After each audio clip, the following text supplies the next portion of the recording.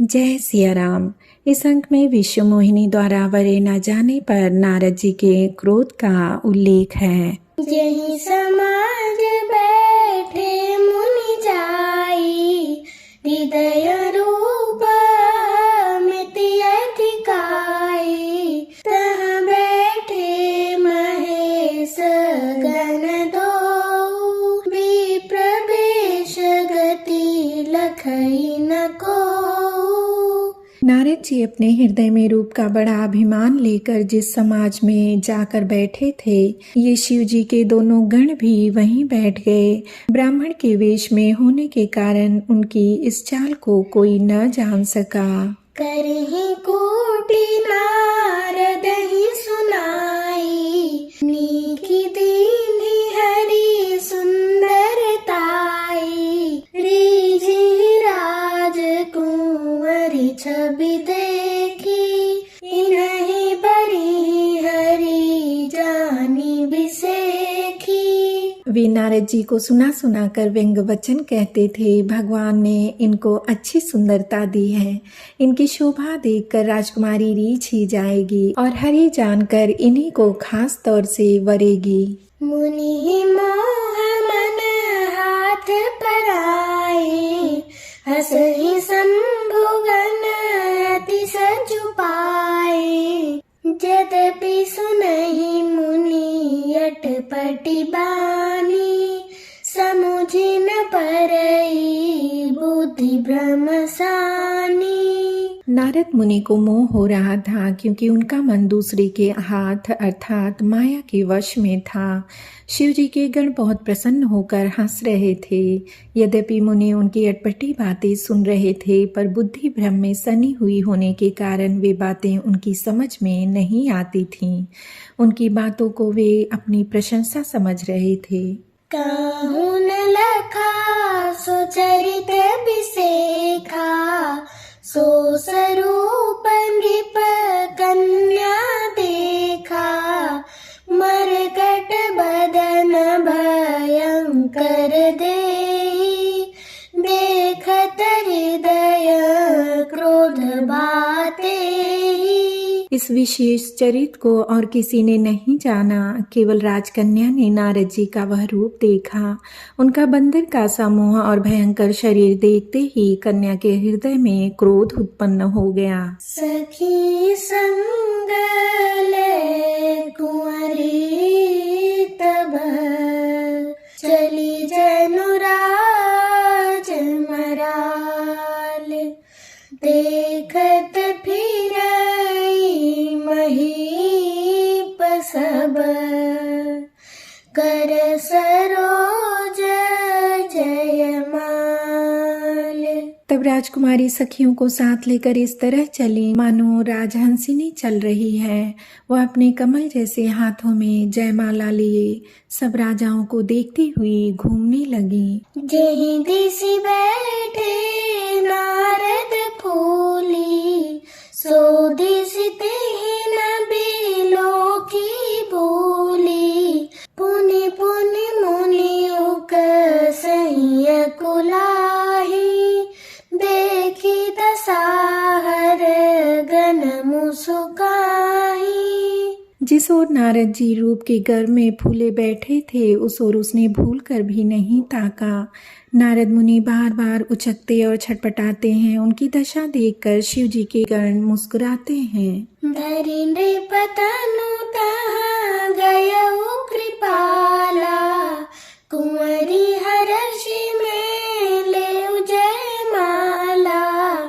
दुलहिनी लै गेल अछि निवासा, नृप समाज सब भयउ निरासा।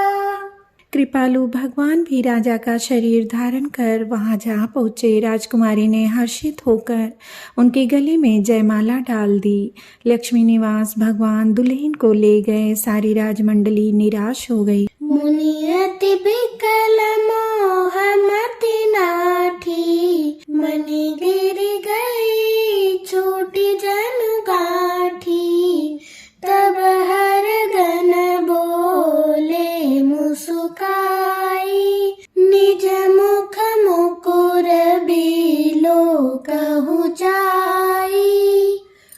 के कारण मुनि की बुद्धि नष्ट हो गई थी। इससे वे राजकुमारी को गई देख बहुत ही विकल हो गए, मानो गांठ से छूटकर मणि गिर गई हो।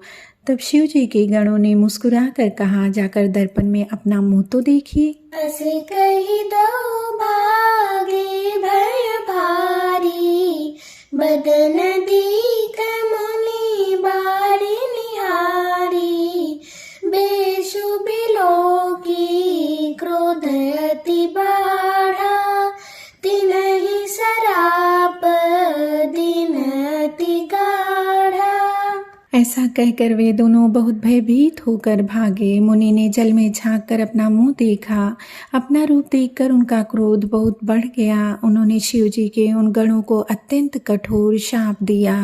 ओहु निशाचर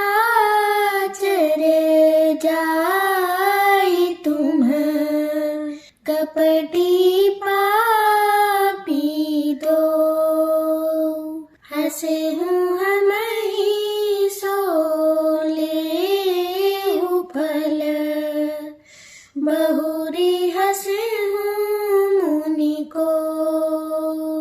तुम दोनों कपटी और पापी जाकर राक्षस हो जाओ। तुमने हमारी हंसी की, उसका फल चखो। अब फिर किसी मुनि की हंसी करना। पुनि जल्दी करो बनिज पावा, तदपि हृदय संतोष न आवा, फरकत अधर कोप मन माही, सबद चले कमलापति पाही। मुनि ने फिर जल में देखा तो उन्हें अपना असली रूप प्राप्त हो गया। तब भी उन्हें संतोष नहीं हुआ। उनके होंठ भड़क रहे थे, मन में क्रोध भरा था। तुरंत ही वे भगवान कमलापति के पास गए। देहं श्राप की मरिहं जाई, जगत मोरी उपहास कराई, बीच ही पंथ मिले धनुजारी, संगरमा सोई राजकुमारी। मन में सोचते जाते थे, जाकर या तो शाप दूंगा या प्राण दे दूंगा। उन्होंने जगत में मेरी हंसी कराई। दैत्यों के शत्रु भगवान हरि उन्हें बीच रास्ते में ही मिल गए। साथ में लक्ष्मी जी और वही राजकुमारी थीं। बोले मधुर बचन सुर साई, मुनि कह चले बिकल की नाई, सुनत बचन उपजा अति क्रोधा, माया बस न रहा मन बोधा। देवताओं के स्वामी भगवान ने मीठी वाणी में कहा, हे मुनि, व्याकुल की तरह कहाँ चले। ये शब्द सुनते ही नारद को बड़ा क्रोध आया। माया के वशीभूत होने के कारण मन में चेत नहीं रहा। पर संपदा सकहु नहीं देखी, तुम्हारे ईर्षा कपट बिसेखी, मथत सिंधु रुद्रहि बौरायहु, सुरन्य प्रेरी विष पान करायहु।